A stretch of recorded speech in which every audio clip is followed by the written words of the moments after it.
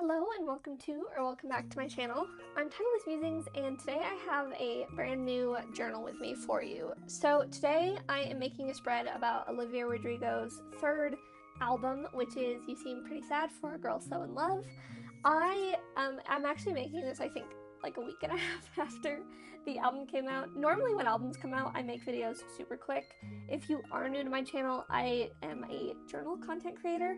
I mostly stick with K-pop, but I have been known to dabble. So, yeah, normally I make like the different journal spreads the same day albums come out, but I had a couple of other videos that I was working on, so I held off, and my opinion, I'm glad I did, because my opinions on these songs have changed a little bit. So, I'll talk a little bit about the spread first, then I will talk song by song and what I thought about each of them. For this one, I was inspired, obviously, by the album cover. I really appreciated how just simplistic it was. I do love the blue. I'm not gonna lie, I think the blue is such a pretty color within the sky. And I decided to do blue and pink as my kind of bubble colors. I'm using the bubbles as a place to put the titles of each track, because what I do when I listen on first listen is I make a note on my phone, and I will pick a favorite lyric from each song, and that will then be what goes in the journal. So yeah, that's what I'm working on here. I'm just drawing out the bubbles. But yeah, let's go on a song by song basis. I have listened to Olivia for a very long time at this point. I remember when the Disney Plus movie came out, and oh my god, I lost my mind. I loved that. I was very excited for this album, but it was actually better than I was expecting it to be. Not that I doubted, but for me, Drop Dead was the single. I loved that, but I didn't like The Cure as much, so I was worried about how I was going to feel about the rest of the album. But I did enjoy it for the most part. So I guess we'll start with Drop Dead. Obviously the first single. This is one, like I said, that was an immediate hit for me. I liked it as soon as that song dropped. It's just so upbeat. It's so catchy. I love the ending of the song after the bridge. I just love the repetition of the lyrics.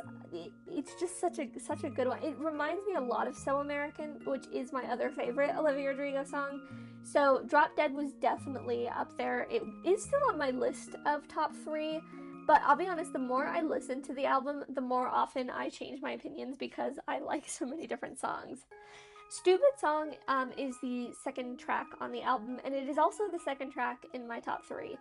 I loved Stupid Song. I think my favorite thing about this is how it starts really slow. I thought it was going to be a very somber sounding song, but then when it picks up, oh, it's so catchy. And I love the vocalization. Sorry, I'm not trying to think of my word. The vocalization in this song, it sounds ethereal.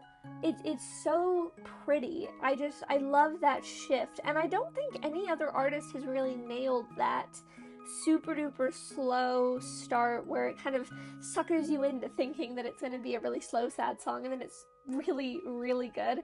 So Stupid Song was my favorite before I recorded this, but like I said, it is number 2 now for me. Honeybee is a good song. It's not my favorite on the album though, I'm not gonna lie. I do think that it has the benefit of a lot of her songs where they are those softer, slower songs. It made me think of Lacey, actually, the first time that I listened to it. That's kind of sonically what I was hearing with it. It's, and it also reminds me of Hope You're Okay, and I don't know why. It was kind of giving those vibes, and I do love Hope You're Okay. Though it was a pretty song, there were other songs on the album that stood out to me, and Honeybee isn't one that I've gone back to listen to very often. Maggots for Brains, I think that people, when this was announced, I remember people being like, I don't know if I'm gonna like this song. This is one that does grow on me. I'm not gonna lie. I keep hearing snippets of it when I'm scrolling through like BookTube, and it's very indie pop coded. It's kind of giving, do you remember during the pandemic in 2020? That's what I was reminded of, is that kind of indie pop scene. It's very, very fun. I love the bridge dearly. So then we move on to You Plus Me Equals Heart. This one is very 80s, and I think about it all the time. It wasn't my favorite on first listen. I think I put it like in position 7 or 8, but it grows on me a lot. I really, really, really like You Plus Me Equals Heart Forever. I think it, like I said, it's very 80s. I was very impressed by how she managed to walk that line between both modern pop and also paying homage to brilliant pop music from the 80s. So I love that song. My Way, this, I'm not gonna lie, this one does remind me of Better Than Revenge by Taylor Swift. Not because, just because of the message is very similar, but I do think, it made me go listen to them both. I think that I prefer My Way to Better Than Revenge. I love, it's so fun, dude. I think, it's such a bad way for me to describe it, but I'm not in the music scene, so I apologize. I'm explaining this like a lay person, but it's so upbeat, and it's so fun, and I just love that you keep calling, but you never get the message line. So good. I think about it all the time. Purple, listen, I'm biased, okay, because one of my favorite colors is purple. I think that this song is so pretty. This is one where I feel like listening to this in like a cathedral with stained glass. It's so ethereal. It's beautiful. I really liked Purple a lot. The Cure, I didn't like this as a single, and I'm gonna be honest, the music video is very creative. Not my favorite music video though, but I will say, when you listen to the song all the way through and when you listen to the album all the way through and you have the context of the other songs in The Cure, I do think it's better. I do like it more. Begged, I love this. The harmonization, the vocalization, I've mentioned it on multiple songs. It's very, very, very good. It's something that, if I was trying to get somebody interested in Olivia Rodrigo, that would be one of the things that I would focus on because I think it's really pretty. What's Wrong With Me? Love this. Love this song. This is definitely, I think, my number 4 favorite song, I think.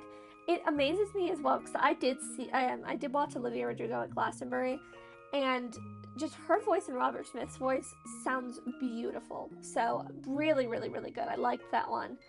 Less, I liked the ending, but I didn't necessarily vibe with the rest of it. It's just a personal thing. I think for me the only thing is that there were a lot more slower songs, and especially at the end of the album, I think they were starting to blur together a little bit for me, so I do need to listen to it more, but I love the lyrics of Less. Expectations is my number 1 favorite song. Do not ever talk to me again, okay? The intro reminds me so much of Lady Gaga.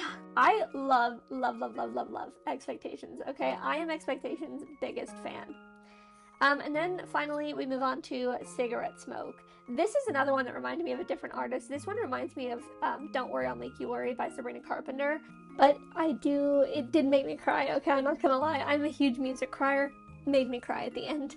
But that is the end of my review. Let me know your thoughts and opinions down below. Did you like the album? What was your favorite song? I would love to hear from you. I appreciate you taking the time to watch this. It was just a fun little one. I love this spread though. I have to be honest, one of my favorites. Thank you so much for watching, and I will see you next time.